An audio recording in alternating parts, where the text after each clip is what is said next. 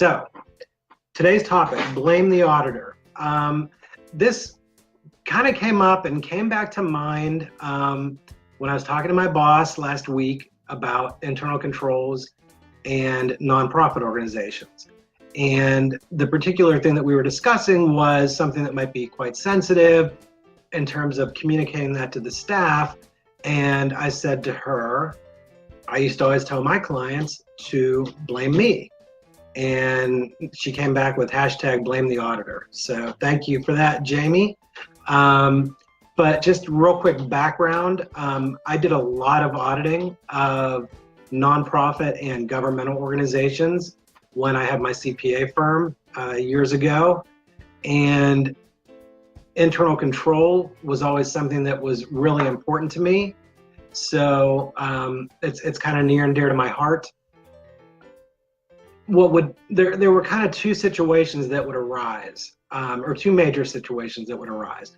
One would be having difficulty getting the staff to buy in on internal controls, or maybe even a little bit more prevalent was, I don't want to hurt anybody's feelings. So basically, I would tell my client, look, this is important. This is something that you guys need to do. Number one, make sure you tell your staff person this isn't anything personal. It's not meant to be offensive. And in fact, internal control in an organization generally protects the staff person as well as the organization, from being accused of things. But, in those cases, I would tell my client to blame me, blame the auditor, tell them that, this isn't something that you came up with, it wasn't your idea. The auditor is basically demanding that we do this, so we got to do that so that we don't get in trouble. So that was kind of the first situation. The second situation would be a client coming to me, perhaps their CFO or controller coming to me and saying, I have an idea for a control that we'd like to put in place, but I'm afraid that the board won't buy off or, buy into it.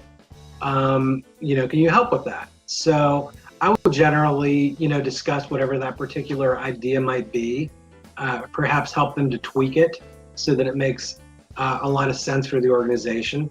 And then I would say, sure, yeah, take it to the board. Tell them that, the auditor said that we need to do this. Or if it was something that I really liked and really agreed with, I would go so far as to put it in our management recommendation letter. And in that case, the board really doesn't have a whole lot of choice as to whether or not they're gonna sign off on that particular new control procedure. So, there again, blame the auditor.